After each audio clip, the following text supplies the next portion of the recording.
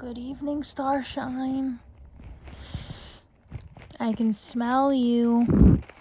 Okay. We have another chapter, but before we do that, I do have to give your nose back. I did forget to do that yesterday, so let me just get it from my pocket. And by pocket, I mean drawer. And by drawer, I mean bookshelf. Okay, I got it. Uh-oh. It's a little hard to grab. And okay, you good? You got your nose? Okay. She's been feisty all day, let me tell you. All that she wants to do is go.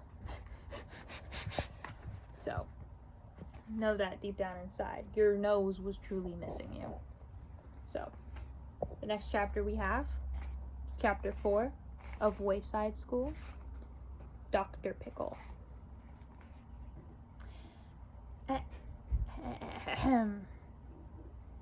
Chapter 4, Dr. Pickle. Actually, his name was Dr. Pickle, with an accent on the second syllable. But that wasn't why everyone called him Dr. Pickle. Dr. Pickle was a psychiatrist. He had thick eyebrows and wore tiny little glasses. He had a small beard on the tip of his pointed chin. A psychiatrist, by the way, is a doctor who doesn't cure people with sick bodies. He cures people with sick minds. Although Dr. Pickle had a pretty sick mind himself.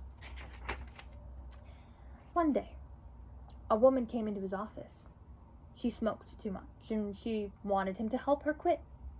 "I know that smoking is no good for me," she said as she puffed on her cigarette.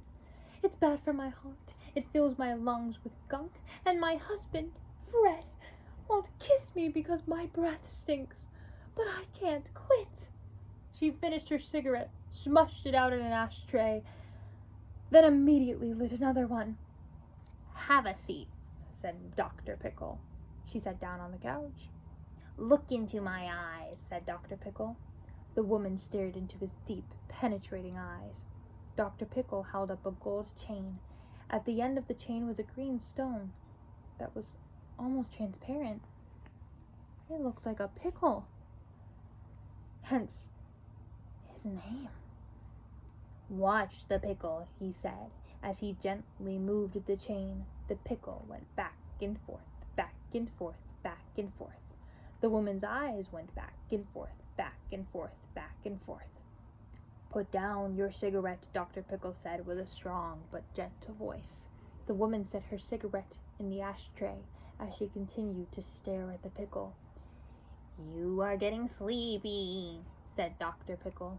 "Your eyelids are getting heavy." The woman blinked her eyes. "When I count to 3, said Dr. Pickle, "you will fall into a deep, deep sleep. 1, 2, 3. The woman's eyes closed. Dr. Pickle put down the pickle. "Can you hear me?" he asked. "Yes," said the woman, in a low voice from deep inside her. "You will do as I say," said Dr. Pickle. "I will do what you say," the woman repeated. "I am going to count to 5, said Dr. Pickle. "And then when you wake up, and, as usual, you will want to smoke a cigarette." "I will want to smoke a cigarette," the woman repeated. "But when you put the cigarette in your mouth," said Dr. Pickle, "it will feel just like a worm, a wiggly, slimy worm." "A yucky, icky worm," repeated the woman.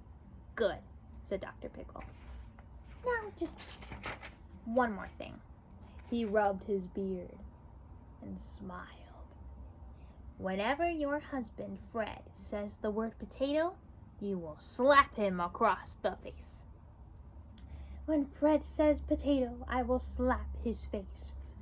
"Good," said Dr. Pickle. He counted to 5. The woman woke up. "So do you think you can help me?" she asked in her normal voice as she reached for her cigarette. Dr. Pickle shrugged. She put her cigarette in her mouth, then screamed as she pulled it out. She looked at the cigarette, puzzled.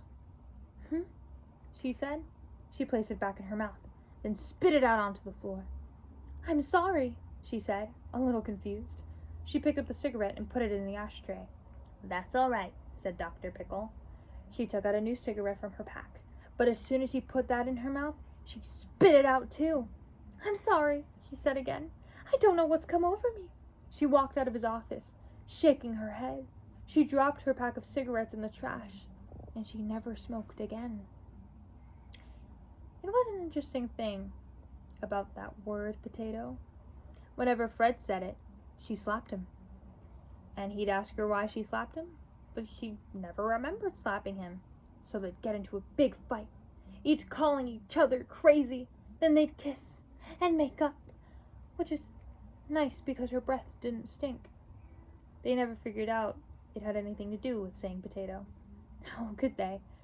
But deep down, they both must have realized it somehow.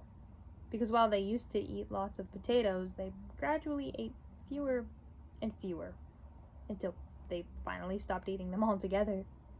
Dr. Pickle was a good doctor, but he kept playing those kinds of jokes on people. There was a woman who quacked like a duck whenever she saw a freight train with more than 20 cars. There was a man who took off his shoe anytime someone said parking meter. Eventually, Dr. Pickle was caught, and he was no longer allowed to practice psychiatry, so he had to find another job. He became a school counselor at an elementary school called Wayside. Does that sound familiar? Maybe. Anyway, that is chapter 4 done. Tomorrow we shall look at chapter 5, a story with a disappointing ending. And yeah, I hope that you liked this chapter. How did you guys feel about it? Oh, it was very funny. I liked it when she slapped the husband, Fred. I liked it when they said Pickle. Well, you guys are going to have to agree on your favorite part because I'm not doing it for you. Anyway, I will see you tomorrow. I love you. Mwah.